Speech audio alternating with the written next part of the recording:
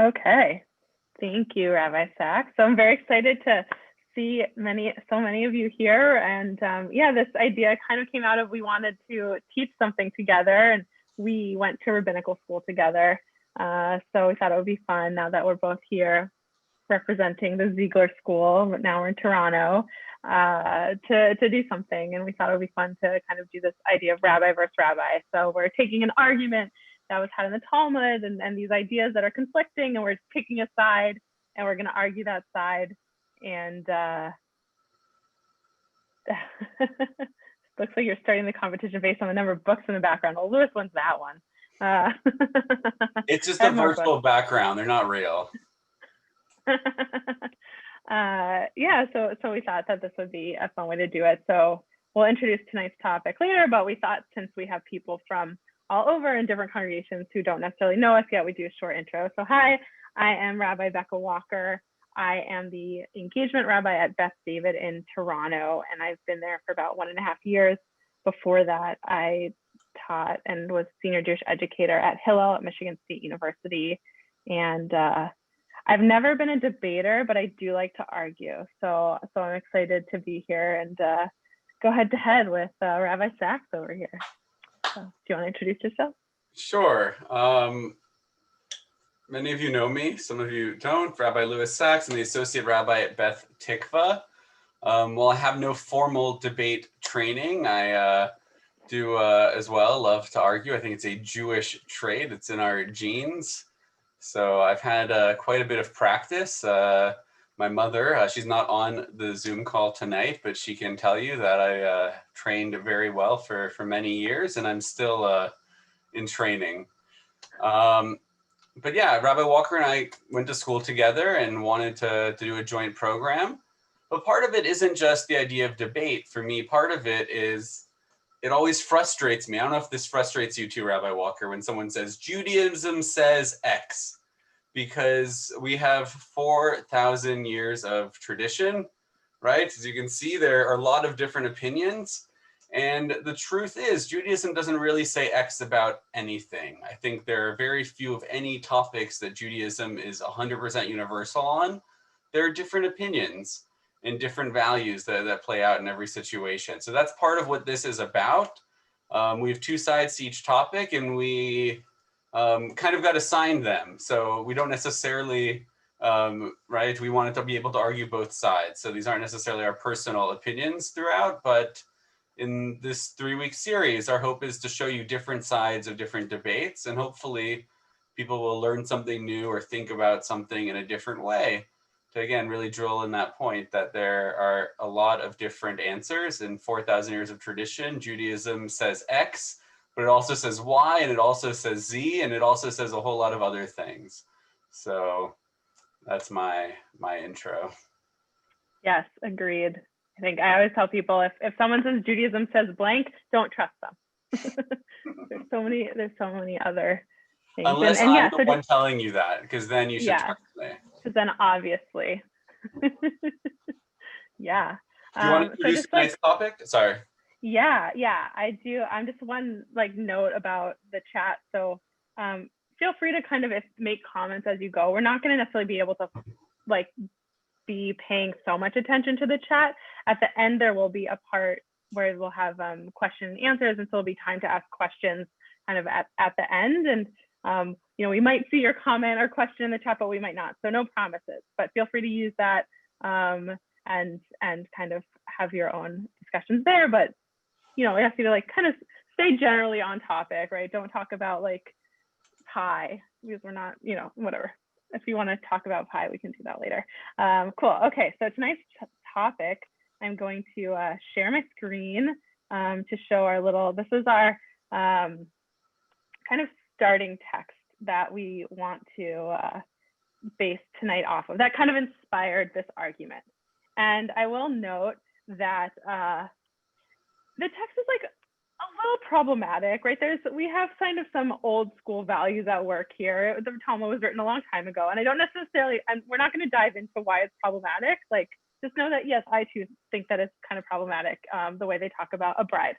But Anyway, so here's the argument. So this is from the Talmud, the section Ketubot, which is all about like weddings and marriage contract. And there's this question raised of how does one dance before the bride? What songs and praises should one say? Right? What should you say to a bride on her wedding day? And we have this disagreement, right? The school of Shammai taught you say the bride is as she is. You're like, okay, if you see a bride that doesn't look good, okay, like don't tell her she's beautiful. And the school of Hillel taught say beautiful and graceful bride. Right. So this is the essence of the argument is it okay to lie, and are there times where it's okay to lie or not? And so then we have these two justifications, right? So the school of Shammai says like if she's, and this is very ableist language, but right, if she's actually like not beautiful in some way, and that's not true, you shouldn't say it, right? It says, isn't there a verse in the Torah that says keep far away of falsehood, right? Don't lie. Shammai saying we shouldn't lie.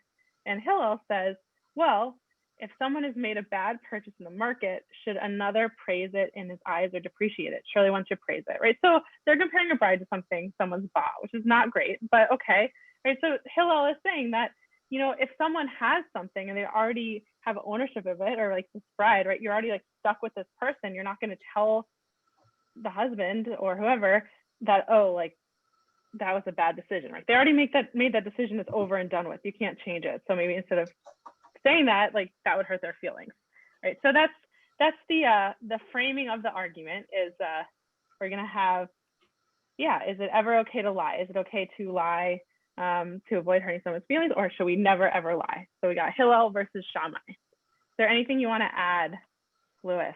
Rabbi Sachs? I guess it's the time maybe for us to reveal which side of the argument we're on, because I'm going to argue tonight that it is never okay. I am the house of Shammai, and as we all know, Shammai wins every time except all of the times that they don't, which is most of them.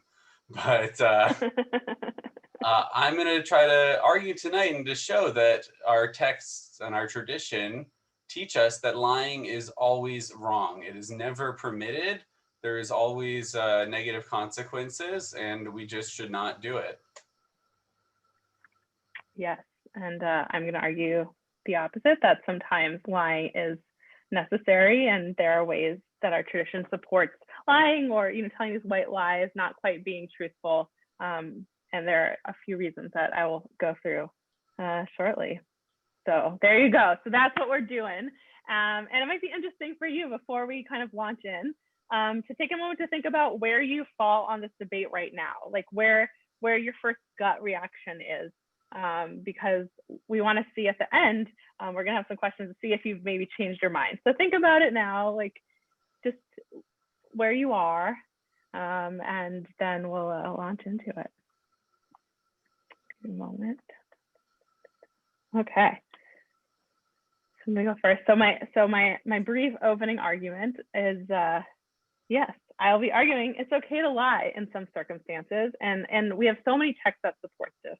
One of my favorite texts, which is actually where my name comes from, is Rebecca, who famously lies to her husband Isaac, right? So when Isaac is getting old and he wants to give his blessing to one of his sons, either Jacob or Esau, he wants to give it to Esau. And Rebecca hears this, and she knows that Jacob needs to be the one to continue the Jewish people. Jacob needs to be the one to get the blessing. And so she works with Jacob to deceive her husband Isaac into thinking that Jacob is actually Esau, right? And he gives him the food, and then Isaac gives him the blessing. And so that's like an early example of lying or deceit that works out, right? We have it in the Torah. Rebecca kind of took her destiny into her own hands, and she knew that this was the right way to do it. And so was she 100% truthful? No, but it needed to happen, and she knew that needed to happen. And I think there are other examples, both in our text, but also in life, that maybe are less dramatic and drastic like that. But, just the types of things, like if someone is wearing a shirt, they bought a new shirt, and they ask you how it looks or if you like it, you probably should say yes, even if you don't like it. I don't know, at least I usually do that because one, I don't want to hurt their feelings. And I think there's a lot in Judaism around respecting people and not embarrassing people. And two, yeah, they are. There's nothing they can really do about it. They bought it. If they like it, who am I to say, oh, I don't like it? So those are a few examples. And after Rabbi Sachs gives his opening intro, we'll go into some of those sources and delve deeper into reasons and circumstances where our texts support that it's okay to lie. Really, I think the argument doesn't need to be made. The Torah is very clear. Do not lie. Don't do it. It's simple. It's straightforward. In all of these examples, we put it as some like dichotomy. Telling the truth doesn't mean saying to someone, you look really hideous today. There are nice ways of saying it. But in the example Rabbi Walker gave, if I bought a new suit and a new tie that I was going to wear to a job interview or to my wedding or to something really important, and I asked someone, how does it look? Right? I'm asking for their opinion. I want an answer. I want to do well. I'd rather you tell me now that I should change than I look back in my wedding photos and go, oh my gosh, how did I wear that? What was I thinking? Or I hear later that I didn't get the job because I looked like some kind of schlemazel up there on the bima in my orange corduroy suit jacket, right? Then my mind was very cool and hip and young, but who's going to hire a rabbi in an orange corduroy suit jacket? Or who's going to marry a rabbi in that either? But the point being, right, it's not this dichotomy of say something nice or say something mean. You can not lie and still not be a jerk. You don't have to walk around the street and tell everybody you see what's wrong with their clothing.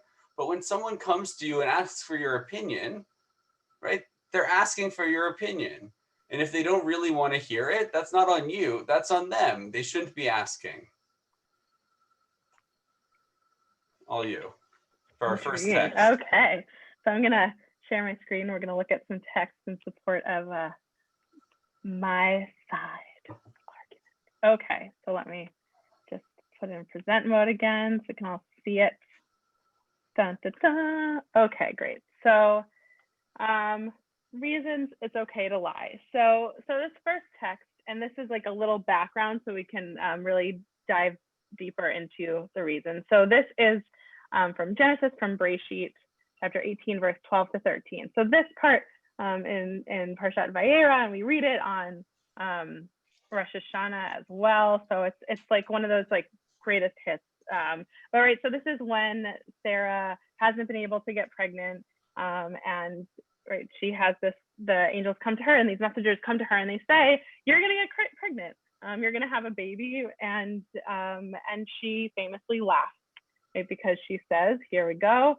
And Sarah laughs to herself, saying, "Now that I am withered, am I to have enjoyment with my husband so old?" Right? So she laughs, and she's like, "There's no way that this is gonna happen. I'm old. Like my husband is old. This, like, how? No." And notice her words, right? She specifically questions her husband, right? She says, "Can I have enjoyment with my husband? Like, is he going to be capable of this? He's pretty old." And then notice in this next verse what God says to Abraham. So God, right, Adonai said to Abraham, "Why did Sarah laugh, saying, 'Shall I in truth bear a child, old as I am?'" Right, so when God is talking to Abraham about what Sarah said, God doesn't say, "Oh, Sarah said you're old." God says, "Oh, Sarah said she's old." Right? So there's this changing of what she said, a little bit of maybe working with the truth a little here. So okay, so what do the rabbis say about it? Here we go. So this text is Genesis Rabbi. It's a midrash on Genesis, on Bereshit, and so this talks about what this text says. So right, so we have the excerpt of the text, right? So here from Genesis, and Adonai said to Abraham, "Why did Sarah laugh, saying, 'Shall I in truth bear a child, old as I am?'" Okay. Bar Kapara, a rabbi, said, "Peace is so important that even the text spoke falsely in order to keep peace between Abraham and Sarah." So Bar Kapara here is seizing on this difference that God says. He says it's so important that that even God kind of manipulated the truth a little bit to make sure to keep peace, because God was assuming, and probably correctly, that if Sarah was talking about how old her husband was, that Abraham might not like take that so well, right? And so there's this piece that even God thinks that it's important. And so like this value of keeping peace, of shalom bayit, keeping peace between relationships, is a good enough reason to lie a little bit there. And right, Rashi says it more succinctly, right? Scripture, which they're talking about God, but they just don't like to say God, right? So this text, the Torah says, the Torah alters Sarah's words for the sake of peace, for she had said, my husband is old, right? So this is one example of a time when our texts say it's okay to lie, is talking about right, shalom, of peace, of keeping relationships. Okay. So then this idea is further continued, and this is another text from the Talmud. This is from Yevamot, and here we have another few examples of when it's okay to lie a little bit. So it says, and Rabbi Eleah further said, in the name of Rabbi Elazar, son of Rabbi Shimon, it is permitted for a person to depart from the truth. And the Hebrew is like lishanot. So this like idea of like changing, depart, or like change the truth a little bit in a matter that will bring peace. As it is stated, your father commanded before he died, saying, so shall you say to Joseph, please pardon your brother's crimes, etc. So Rabbi Elah is saying here, he's using another biblical text to say that it's okay to kind of like change things a little bit, if it'll bring peace. And this example is from the story of Joseph. So when Joseph's father Jacob died, Joseph's brothers were worried that Joseph was going to get mad at them for what they did, which, I mean, he would be right to get mad at them. They like threw him in a pit and then sold him off. But anyway, so Joseph's brothers were worried that Joseph was going to get mad at them and not treat them well now that their father had died. And so they decided to scheme again and to lie to Joseph and say, you know what, your father, Jacob, commanded, it was your father's dying wish that Joseph forgive his brothers. So his brothers lied to say that. And Rabbi Elah is saying, that idea is in the Torah because it's okay to lie for the sake of peace. And then again here, it continues, it says, Rabbi Natan says, it is a mitzvah to depart from the truth, right? So not just permitted, which is what it says above, but a mitzvah. It's actually a good thing, not just allowed, but a good thing to depart from the truth in order to preserve peace, as it is stated. And Samuel said, how can I go? And Saul will hear and kill me. So this is another text from the Torah, but this is in Nach and Nevi'im, and I brought the full quote here. But this is in regards to, so there's like the book of Samuel, there's so much interesting stuff. We don't necessarily read it all often, but basically there's this dramatic thing. So Samuel is a prophet, and he has this relationship with Saul, who's the king, and because prophets and kings have to kind of like go together, and the prophet helps give authority to the king. And Saul was the king, but God decided that Saul is no longer going to be king. Saul has fallen out of favor with God. So there's going to be a new king, and Samuel has to go and anoint this new king. And so Samuel is like, well, if Saul sees that I'm about to go and anoint a new king, Saul is going to kill me. And so what does God reply?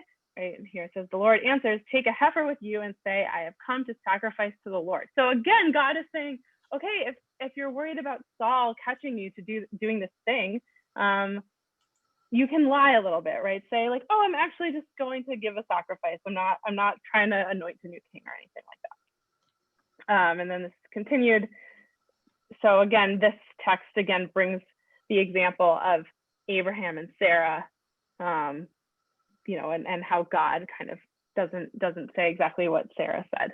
So here's another. So here we really have a strong proof that if you're going for the sake of peace, it's okay to depart from the truth, as they say.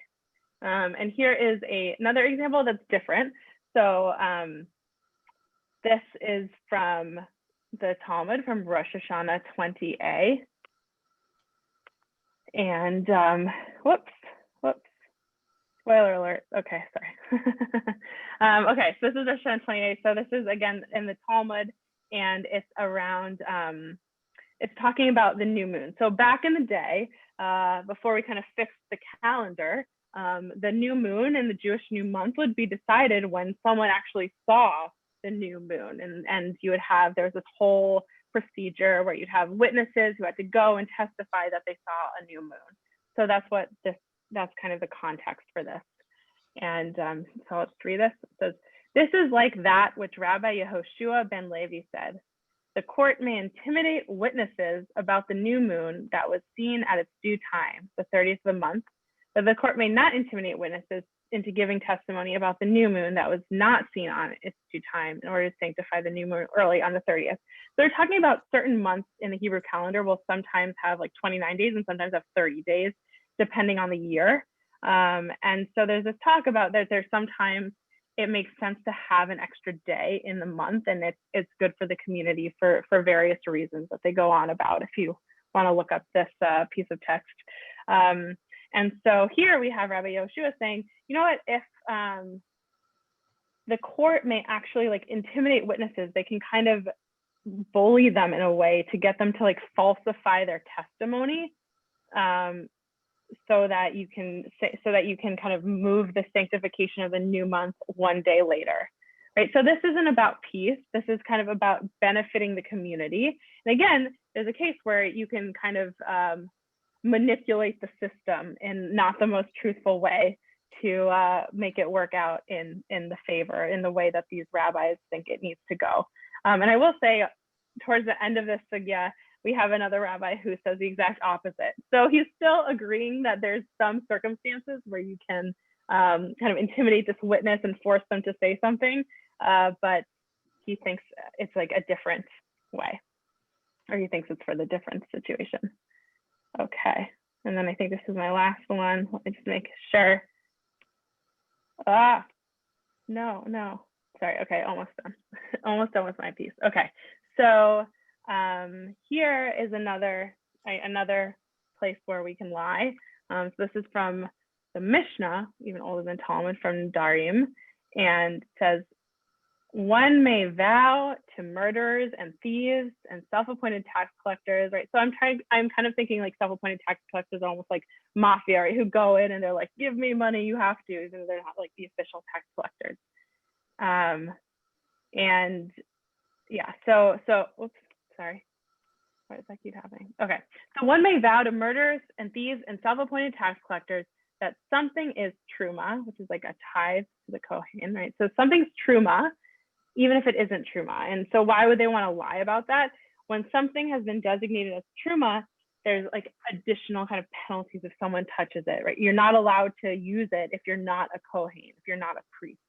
So if a tax collector were to come and, you know, see all your valuables and say, oh, you know, you owe me 10%, you can say, well, actually like half of this is truma, then they can't count that towards, so you can pay less. Or if, you know, a thief comes and wants to steal it, they might not steal, they'll be less likely to steal the truma than your other stuff.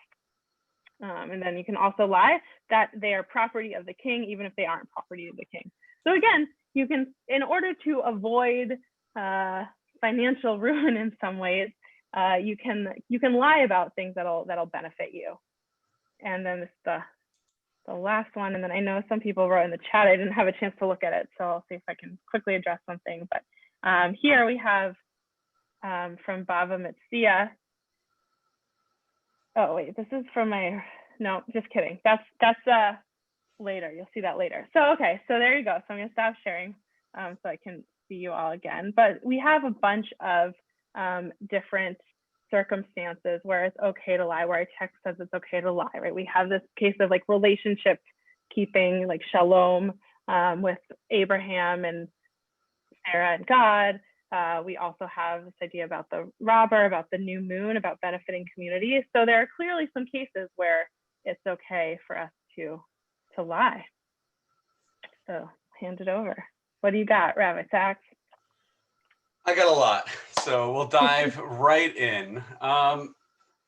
It's great. What we have here is an argument. It's called consequentialism. For anyone that's heard me rant about ethics or heard that word, consequentialism is a system of ethics that bases the results on the consequences. What is good is what results in good consequences. The problem with that is everyone has a different estimation of what is a good consequence and what is a bad consequence. Right? I'm going to talk about deontology. Right? It's this idea that ethics are based off of a deont, a true value, and that it's either always good or always bad. It's universal. When you rely on a system of this, where you're talking about, well, if the lie leads to good results, then it's okay, then we can have a whole set of reasons why it would be okay to lie. My spouse, I think, is watching, so forgive me. But if I were to go cheat on my wife and she were to say, did you go out with somebody, another woman? I could say lying is going to spare her feelings. Telling her the truth, right, would just hurt her. Why don't I lie then? Because I care about her feelings. That's what somebody in the chat said before, right? If you're doing it to spare somebody else's feelings, your intention is to not cause them harm, then the lie should be okay. It's going to result in good consequences. But what I'm doing is I'm robbing her of the truth. I'm robbing her of the ability to make the decision for herself, of knowledge that she has a right to. And that's exactly what happens in that case of telling someone when they ask you, do I look good? And saying, you look great. You're robbing them of the ability to change their appearance, to fix whatever that problem is. It doesn't mean you have to go out and say every person you see on the street, you know what, I think that tie you're wearing today is really tacky. It makes you instead say nothing. You can say nothing. And when somebody asks you, you're a really uncreative person if there's nothing nice you could possibly say about another human being. All right, I think there's another issue going on. But going back to these specific examples, the last one, by the way, Rabbi Walker, is my favorite. The idea that the murderer and the thief is going to say, whoa, that belongs to the Kohen. I can't touch that. Like, they're going to observe the mitzvah of tithing, but they're going to go out and they're going to murder and they're going to steal. It's a ridiculous example, not for you, for the Talmud to propose that. But going back to the first example, Sarah says something really mean about Abraham. She shouldn't have done that. But what does God do?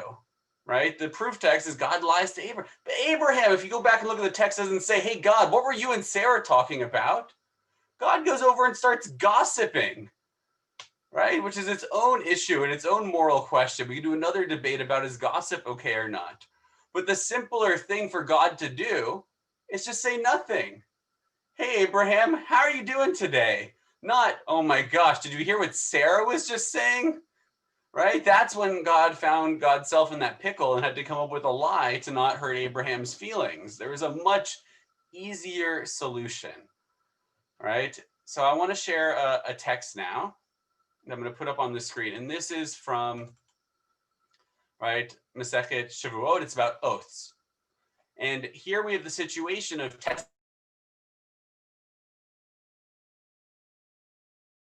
everything froze in my, okay, we're back. What you're going to see here is examples of lying, but for the right reasons. And you're going to see that the rabbis don't agree. The rabbis don't agree.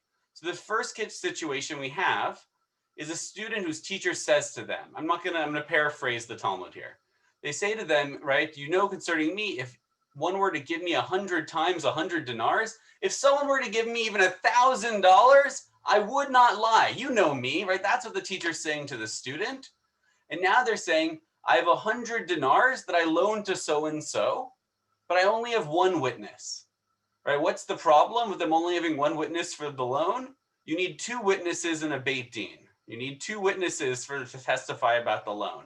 So they're asking their student, right? Can you join? Can you say that you saw me give the money because now they're liable? If you don't, I'm going to be out the 100 dinars. And their justification is, you know how honest I am. I wouldn't lie for even 1,000. Now help me lie to get this 100, right? That's what they're saying. I wouldn't lie for 1,000, but for this 100, I'm going to ask you to lie. And what do the rabbis say? You're not allowed to do this. It comes from the verse in the Torah, distance yourself from a false matter. Notice that language. It's not just don't lie, don't be false. You should stay away from it. All right, we're going to come back to that, but stay away from it. And the Gemara is going to ask a question. Is that any different? Right, this verse, distance yourself from a false matter. What do we get from that? Isn't he certainly lying in that case? And it already says you shouldn't bear false witness. So they're going to lower it. They're going to lower it even more. They're going to say, instead of the teacher saying to him, I want you to testify, the teacher's saying, don't actually testify that you saw me give the loan. Instead, just stand near me, and they'll assume when you're standing next to the other witness that you're another witness, right? Just lie by omission. Just stand there, and you don't actually have to say anything. Just your presence is going to make it look like, right? Just to give the appearance, right? He's not lying with words. He's lying through his physical being, just through his appearance. And what is the answer? Distance yourself from a false matter. Even so it is prohibited to do that because the Torah says distance yourself from a false matter, right? No matter how many different scenarios we think of where the consequences might be good, the answer is always the same. Distance yourself from the false matter. Even when your teacher, who you know loaned the money, you're not allowed to lie to help them get it back. We have another situation here where you're the one, right? I am owed 100 dinars. I loaned Rabbi Walker 100 dinars. She refuses to pay me. She says, I don't know what you're talking about, Rabbi Sachs. I don't have any dinars. Look here, I got nothing. Not a dinar that belongs to you, right? What about me, right? This is a good scene from one of those legal shows where the lawyer trips him up right on this stand, because the Talmud suggests I could claim I loaned you 200 dinars, Rabbi Walker. And it imagines then Rabbi Walker will shout out, you only loaned me 100, right? To refute my claim. And that proves that I did indeed loan her the 100. And then I'm going to get it back. So we have a situation where I did indeed loan the money. The money has now been stolen from me. The other person's lying that I've given them that money. And what is the response? Am I allowed to tell another lie in order to get her to admit the truth? No. Distance yourself from a false matter. The Talmud and the rabbis are very, very clear on this. Lying is bad. Lying is not okay. Here from another text we're going to look at, right? It doesn't matter about the consequences. And the question is, why don't the consequences matter? And this is from a bit of Musar. And we're just going to abbreviate it. I skipped a couple of sections that I left off of the text. But lying is an evil disease that is spread among the people, and there are various levels. So the Mesilat Yesharim, he gives the first level of the worst liar, and then he gives the next level of liars that are pretty bad, but not as bad as the worst of the worst. And these are the third level of liars, right? These are the liars whose illness is milder than those of the first two, right? They are the ones. Whoops, I don't know what happened. Can everyone see the screen still? Can you see the screen? Great. I got a weird pop-up on mine. Right? There are others whose illness is milder, right? They don't lie as bad as the first two, but they still lie. Those who are not so entrenched in falsehood, they're not concerned with distancing from it. They'll lie when the opportunity presents itself. They'll do a joke. They'll do it without evil intent, right? They're just casually lying, right? Almost like I think most children. If you've ever done work with little kids, they just they don't mean anything bad about it, but they'll tell you about their crazy trip they went to and it was to Mars or something, right? We call that imagination maybe. But, right, these are just casual liars. They're not even getting anything out of it. But this is the lesson from Shlomo. The wisest of men, Shlomo, taught us that all of this is contrary to God's will and the attributes of the pious ones. The righteous person hates a false word, right? That quote comes from Mishle. And this is what the Torah commands us. Keep far from a false matter. Notice, it doesn't say guard against falsehood, but keep far away from a false matter. to rouse us on the great extent one must distance and flee far from falsehood. As scripture says, the remnant of Israel shall do no iniquity nor speak lies, and a deceitful tongue shall not be found in their mouths. What is the problem with the third, right? This casual level of liar? They're not getting anything out of their lies, but what is the problem? Lying is a disease. The more you do it, the easier it becomes. It's like an addiction. It gets worse and worse and worse. You can't be a casual heroin user. You can't be a casual liar. When you're casual with the truth, it gets worse and worse. And that person who's lying just a little bit here and there for funsies quickly becomes someone who's lying to take advantage of someone. And that quickly becomes someone that's really lying to do wicked things. And the more we train ourselves to a behavior, the easier that behavior comes. And the Torah is very clear. Even those white lies, even those little lies, they damage our character irreparably. They damage our character irreparably. And it just goes on and on and on. Because those types of lies, they lead to more. I'll have one final text. This is from a book called The Wisdom of Sirach. Has anyone ever heard of Ben Sirach, The Wisdom of Sirach, the book of Sirach? If you've heard of it, you're well ahead of most, because it's an interesting book. It's left out of the canon. It's apocryphal. It's not part of the Jewish canon. And yet, it was a book of wisdom, like Ecclesiastes. Its Greek name is actually Ecclesiasticus, right? So it's easy to mix them up. But Ecclesiastes is, in our tradition, the book of Ben Sirach, Ecclesiasticus, is not a Jewish book specifically, but it's from around the same time as the Rabbis. And it's actually quoted many, many times throughout the Talmud, even though the book itself did not make it into the Jewish tradition. So the Rabbis knew it and they quoted it. And here's a little bit from the book of Ecclesiasticus, from the Wisdom of Ben Sirach. The first one is, refuse to tell lies, for it never results in good. Lying gets out of hand. Even our white lies, they lead to bad things. You rob another person of the ability to make a choice for themselves. You rob them of knowledge. And knowledge is the most fundamental thing we have as human beings. It's the essential point of our free will. If I don't know how I look in that suit and tie, I can't make a choice. If I know that everyone else thinks it looks ridiculous, I can say, you know what? It makes me really happy. I'm going to wear this anyway. Or I can say, you know what? If everybody else thinks this suit and tie look ridiculous, maybe it's something I'll wear more casually with my friends and family. I'm not going to wear it to that important occasion or that job interview. The results of lying go worse and worse. And from this other passage, a lie is a foul blot in a person, right? It actually stains our soul. It stains us ethically and morally. It hurts who we are. Yet it is always on the lips of the ignorant. A thief is better than an inveterate liar. Yet both will suffer ruin, right? They're both bad. They'll both, in the end, lead to ruin, but a thief is better than a liar. Because with a thief, you at least know, right? Everyone around them knows, right? They're a thief. When you steal something from someone, they know about it. But a liar really is a thief, but on a worse level. You're stealing someone else's truth. You're stealing their right to knowledge and to truth, and their right to make a choice. So a liar is simply a thief that's more sneaky about it. A liar's way leads to dishonor, and their shame remains ever with them. Once you're known as a liar, that's it, right? Once you're known as a liar, it's very, very hard to repair the damage that's done.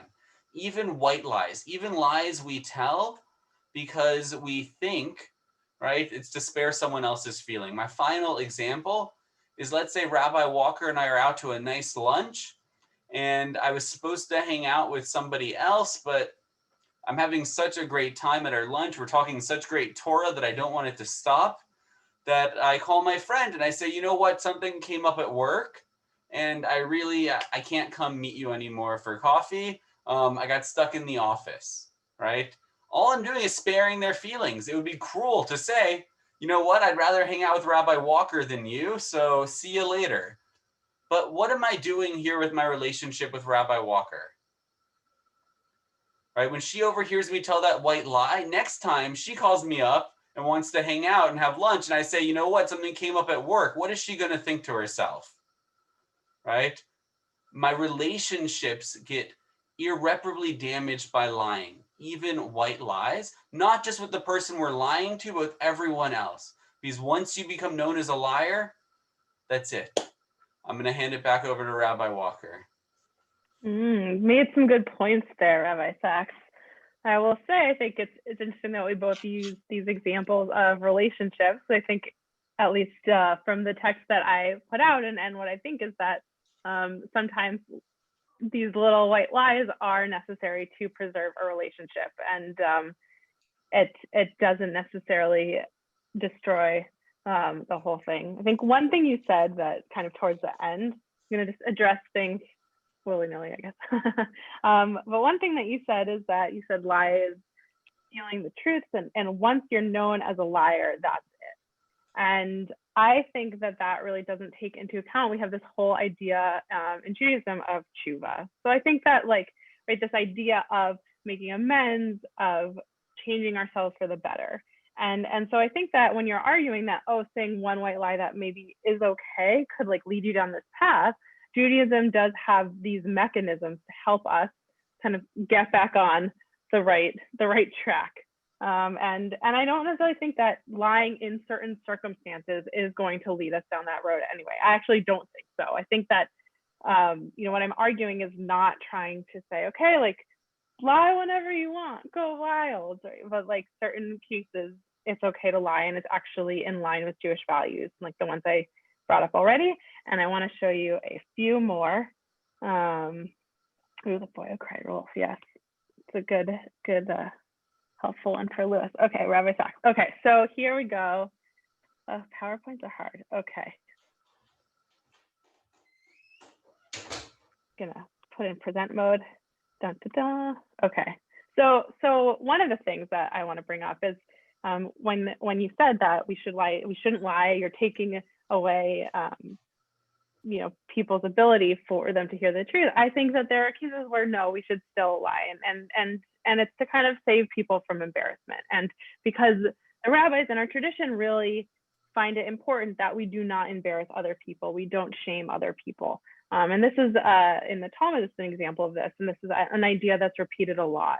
And so this is coming from a Tana, a reciter, who's teaching a Becca. So he's teaching this older material that was passed down. And he said, anyone who humiliates another in public, it is as though he were spilling blood. So this idea that if you embarrass someone, if you humiliate someone in public, it's actually physical harm. It's almost as bad as serious injury, if not murder. So I think a lot of times when people lie or tell these white lies, and the ones I'm arguing for, it's to help avoid embarrassment and avoid humiliating someone in public. So there you go, and then this continues here, and this is just the next page of the Talmud over, so still in Bava Metzia. And so here we have this story of Rav, who says, well, they're actually, right, the statement's actually attributed to a bunch of people. So they weren't sure who said it. They wanted to make sure they got all their names down. So some say Rav said it, some say Rav Hana, some say Rabbi Shimon, and some say Rabbi Yochanan in the name of Rabbi Shimon Bar Yochai. So a lot of people potentially said that, but he said, it is more comfortable for a person to cast himself into a fiery furnace than to humiliate another in public. So again, there's just this idea of how important it is to avoid humiliating someone. And for the proof text, they bring another juicy example from the Torah here of Tamar and Judah. And Tamar lies to Judah, who is her father-in-law, but then Tamar's husband died, so he's the only one left. And Tamar is I need to have a child from your bloodline and whatever. So she disguises herself and sleeps with him, and then she gets pregnant, and there's this whole big hubbub when she's pregnant, and they're like, what's she doing? And they're gonna punish her or whatever. And instead of her saying, oh, I'm pregnant by Judah, it's child, I wasn't being a prostitute or anything like that, she could have said that to spare herself, but she didn't say anything. She waited for her father-in-law to kind of come, for Judah to kind of fess up in his own way. So she was very careful about doing it. She didn't say, "Oh, it's Judah, like don't worry about it."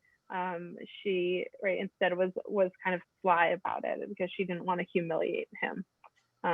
So there's one example. So again, the takeaway is that we don't want to humiliate people. We have to really go all out so that we don't do that. Okay. Then again, the idea of tshuva.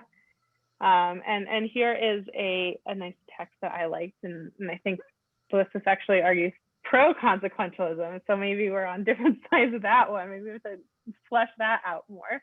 But this is Rabbi Eliyahu Dessler, who was an Orthodox rabbi. He was the head of yeshiva in Israel and Bnei Brak, and he wrote these letters from Michtav Eliyahu. That was kind of his students after his death compiled teachings, and he says it, I think, in a nice way. So I'm just going to read it. He said, "What is truth and what is falsehood?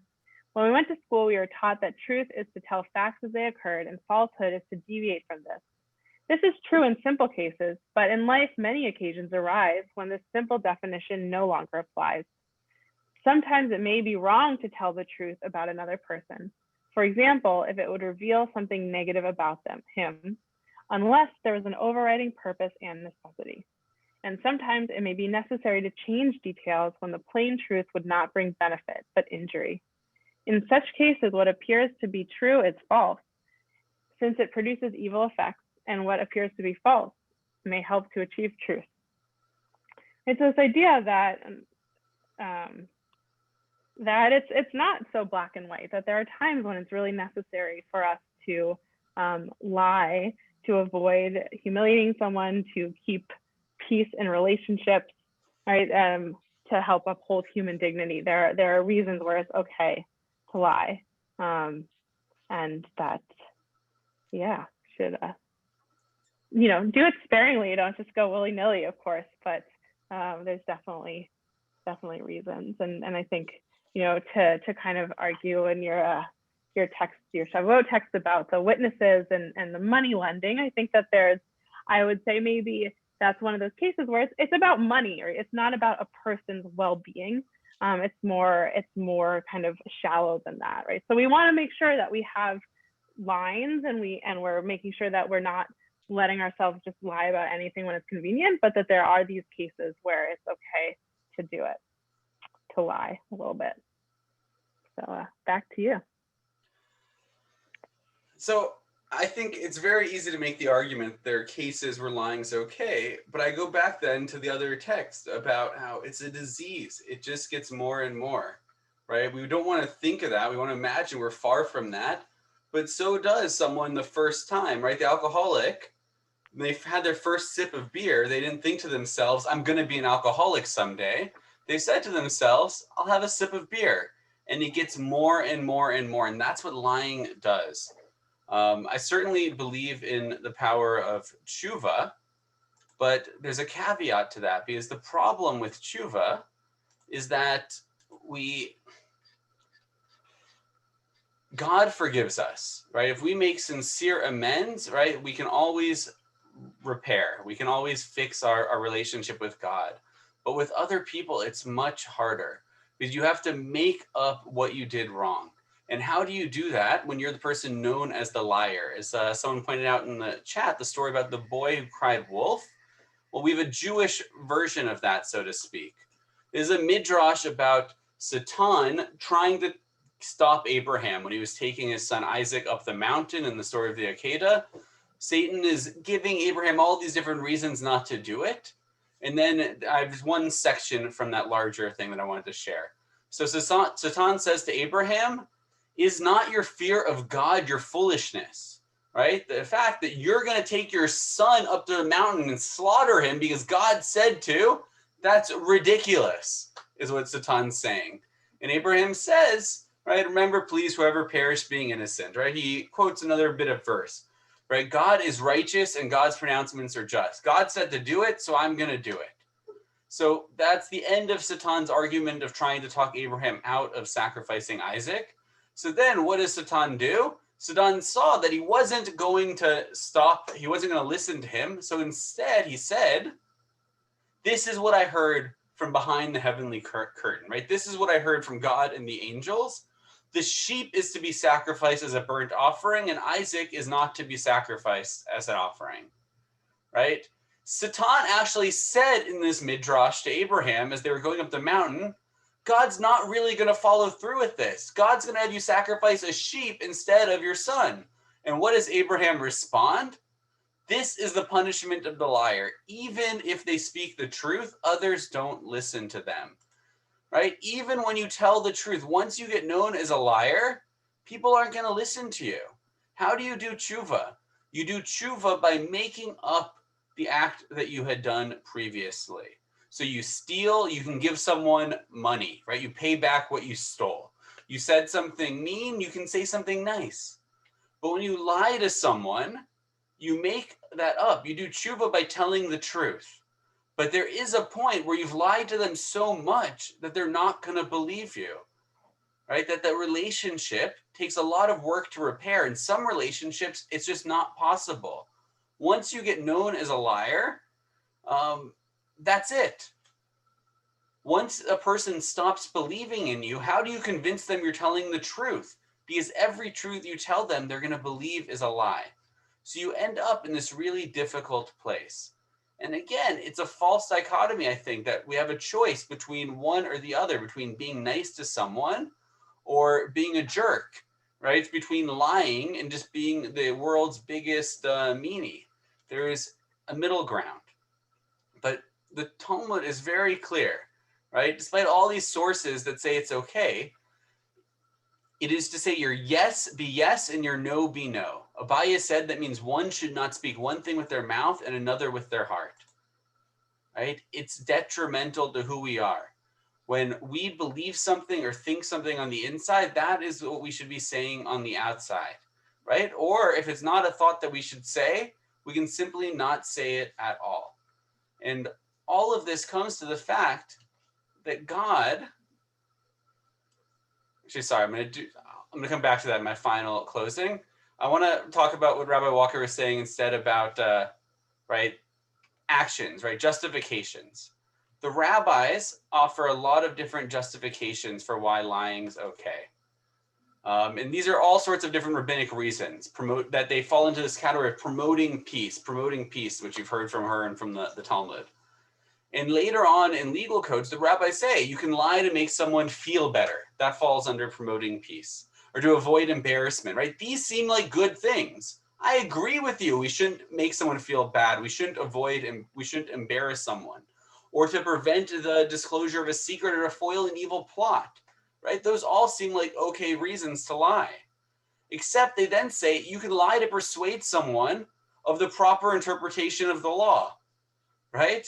That falls into promoting peace, the rabbis say. You can lie to someone to convince them that your interpretation of Jewish law is right.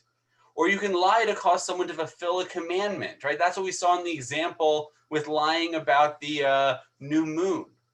But how far does that go, right? How would we feel if those in the ultra-Orthodox community were lying to us to convince us that this is the Torah, this is the only way to interpret it? If we found out that your rabbi was lying to you to get you to keep a mitzvah, to keep Shabbat, or to keep kashrut, or something else. So I was looking at the questions someone was sending. I'll come back to that. But here's a final thing. These are good consequences. I don't know if anyone's familiar with this picture. This is going to be like when you're in elementary school, right? What's the difference? You see this photo and you see this photo. What's the difference?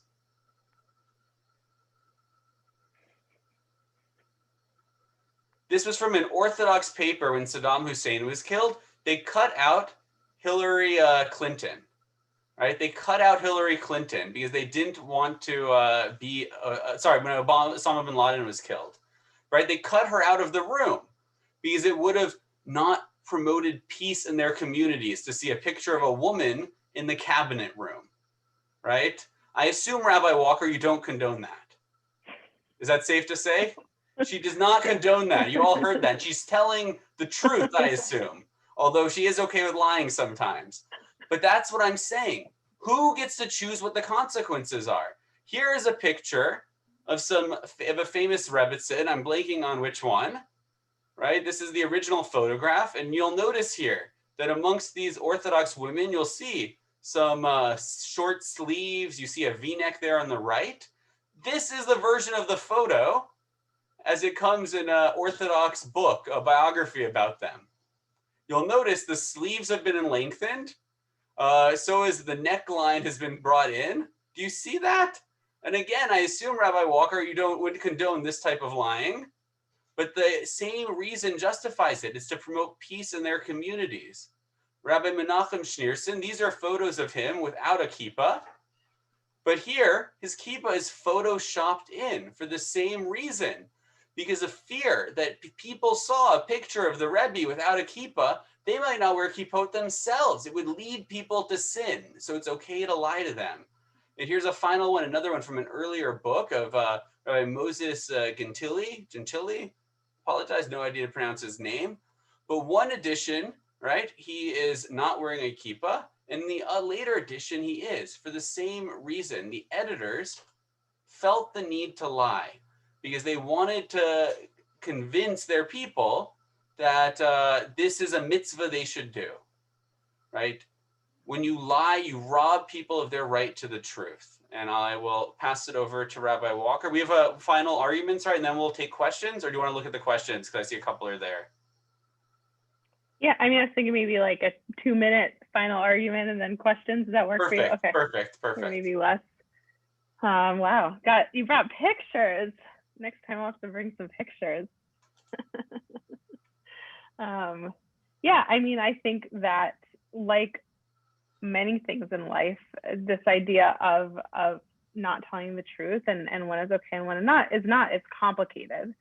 And we have to be really careful about when we go around the truth and why we're doing it and what we're serving.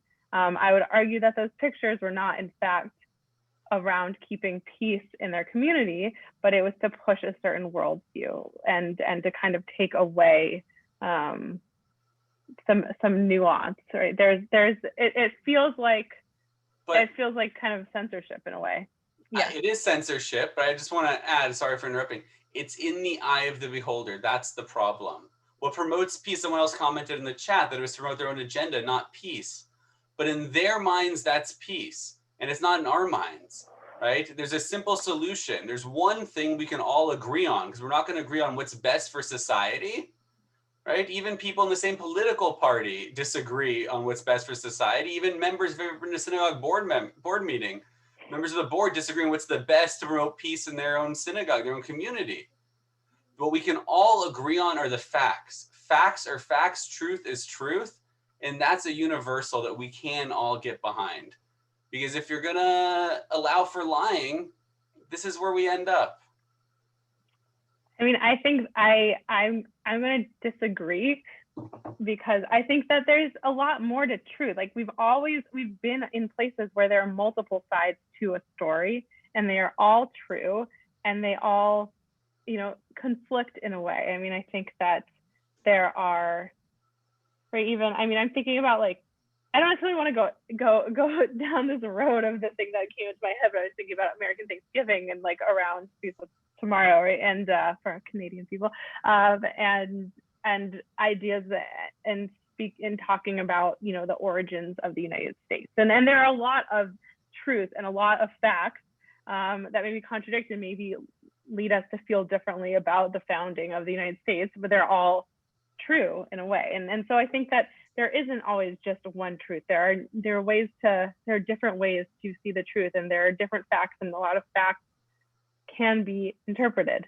And I think that's almost like we could do like a whole other hour and a half about like truth and what that is. But I think that, just like in any case in life, people are going to abuse certain things and take certain things that are good and make it not so great. And I think there are things on the margins, and we're always going to find that no matter what. And I think that doesn't necessarily mean we should totally get rid of the whole system. And I think the same is true as in this case, in terms of who we are allowing not who, but like when we're allowing ourselves to kind of lie a little bit and to preserve people's dignity and preserve respect and all of that. And the text really support it. We have God in multiple cases here lying. So I don't know that I want to disagree with God. But so we have God lying, we have the rabbis supporting it. And really just the idea that sometimes it's compassionate to change the truth a little bit in these circumstances. And yeah, we have to think carefully about when we do it. But the tradition kind of comes down on the side of it's okay to do. All right. So I'm happy to hear, you all heard it tonight from Rabbi Walker, that there are multiple truths to the Thanksgiving story, and that what's being told at the Trump Thanksgiving is just as true as what's being told at the Biden family Thanksgiving dinner. And I say that facetiously because I am certain that's not what she thinks, and it's not what I think. And I'm certain that's not what anyone else here thinks, that both versions of that story are equally true, right? There's story truth, right? Not every word in every book is true, and we can learn lessons and values from things. And from the version we tell elementary school students that I grew up with of Thanksgiving, there's things we can learn from that. But that's not a historical fact. And there are historical facts, and they are much less nice than what I grew up with on the Snoopy Charlie Brown Thanksgiving. But I want to look at a couple of very, very quick texts. This one is just too good to pass up because it's a very benign example of lying. The Gemara records a story about Rav, whose wife would always prepare dinner, the opposite of his request. I think my wife signed off, so she's not going to hear this, which is good because I don't want her to do this. When his son Chia grew older, he figured out what his mother was doing, and he would tell her his father wanted A when his father wanted B. So then she would cook B instead of A, right? Because she was deliberately cooking the opposite of whatever he wanted. Rav found out about it and praised Chia's wisdom, but told him not to do it because distance yourself from a false matter. Even in something as benign as getting dinner, right? It's not about money. It's not about any of these other things that we were saying before. It's about getting the dinner you want from someone who's cooking the opposite just to be mean. And what does he say? Don't do it. You should distance yourself from falsehood. Truth is important. Shimon ben Gamliel said the world stands on three things: on justice, on truth, and on peace. When we take truth out, have you ever seen a chair that stands with two legs? It doesn't exist. You can have a chair with three legs. You can't have one on two. When you take out truth, peace and justice fall apart. They rely on each other. They are interconnected. You can't have justice and you can't have peace if you don't have truth. That's why a free press is so important. That's why it's important that we have the facts straight. We're talking about issues of COVID and disease, and it's why the facts matter in every area of life. Justice and peace can't exist without it. Everything was created by God except for the attributes of falsehood and iniquity. God did not create or do them. These are unholy things. I know we have these examples in the Torah of where God lies, but I don't know about you. I don't interpret every word of the Torah literally. I imagine you don't either, and I imagine many that are on our call don't either. And that's the fact of it. There's a lesson. There's something we can learn from these different stories that isn't that God lies, because I don't believe God lies, and I don't think the rabbis do either. It's the final text. Reish Lakish said, the letter Tav is the last letter of the seal of the Holy One, blessed be God. As Rabbi Hanina said, the seal of the Holy One, blessed be God, is truth. God is truth. God is emet. And when we take emet out, when we have a falsehood, we're taking God out of that moment. And that is the ultimate issue here. That where there are lies, God can't exist. And our job is to bring God into this world, not to take God out of it. And I'll end there. Should we look at the questions? Thinking if it's okay with you. So we made a little poll thing to see how we did, and then we'll take questions. Sure. Okay, here we go. Here's a little, so you can say, so the question, let's see, I've never done this before, so hopefully this will work. There are two questions. I'm not sure if it's anonymous or not, but I won't take it personally. I think it's anonymous. I'm hoping it's anonymous. But one, on a scale of 1 to 5, were you influenced based on what you heard? Right? So maybe think back to the beginning around what you thought, and then did you hear anything that like made you change your mind or not? Okay, we're doing middle. Nice. So you can think about how you were influenced, and did you change your mind at all? And then did you learn something new today? While people are filling that out, do you want to talk maybe some of the questions? I'm just looking at, we have one question is for both rabbis. In court, you have to promise to tell the truth, the whole truth, and nothing but the truth. All right, someone's been watching America crime dramas. Should we always tell the whole truth? I think court is different than in the real world, right? You've heard my position. Just because you believe something, you don't have to walk up to someone and tell them they look hideous because you believe it. You can say other nice things about them. If somebody asks you, though, for your honest opinion, then I think it's a duty to give them your honest opinion, the whole one, even when it isn't good. Rabbi Walker, you have a thought?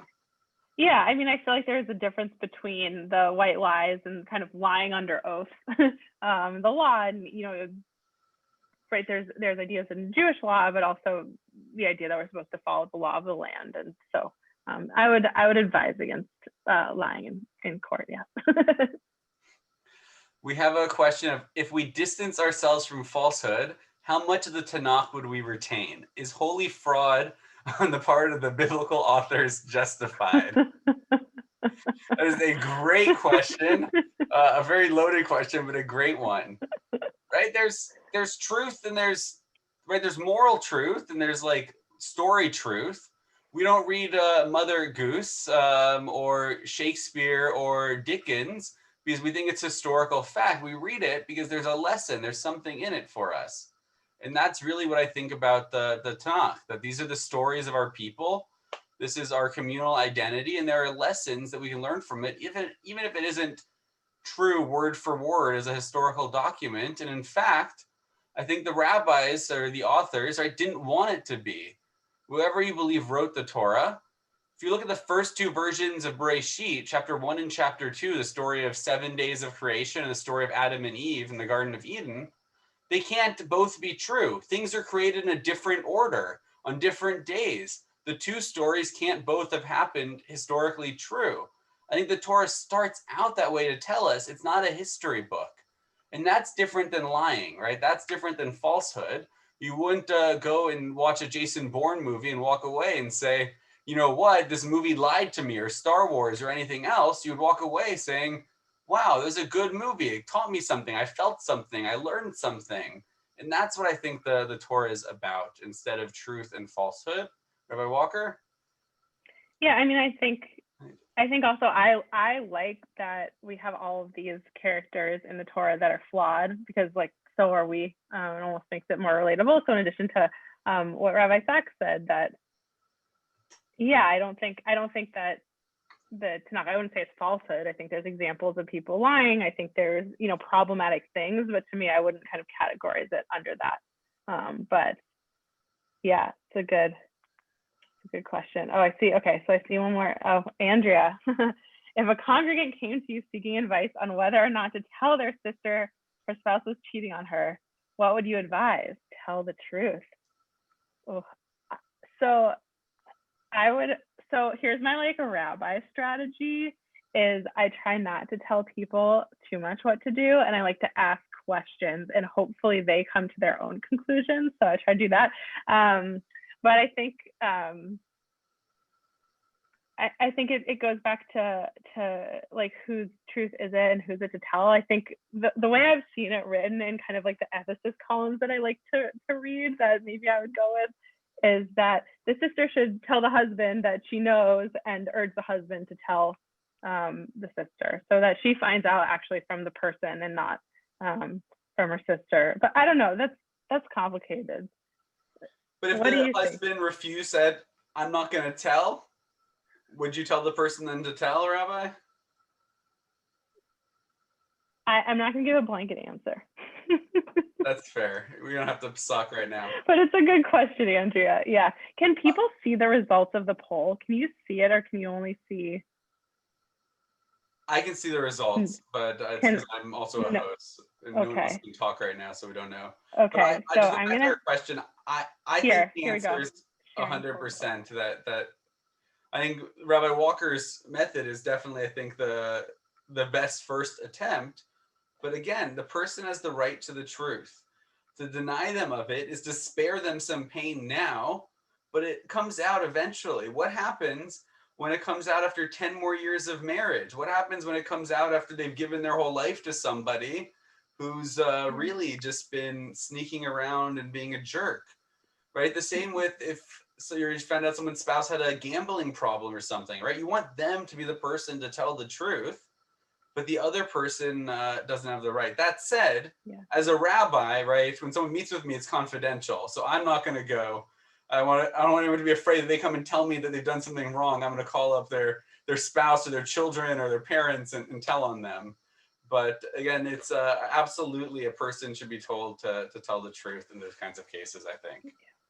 Yeah. I mean, there's also the other complication of the relationship, right? If you're talking about sisters, that if it comes out later that sister one knew about, sister two's husband, right? That like is ruining that relationship potentially. So, well, so hopefully just don't cheat.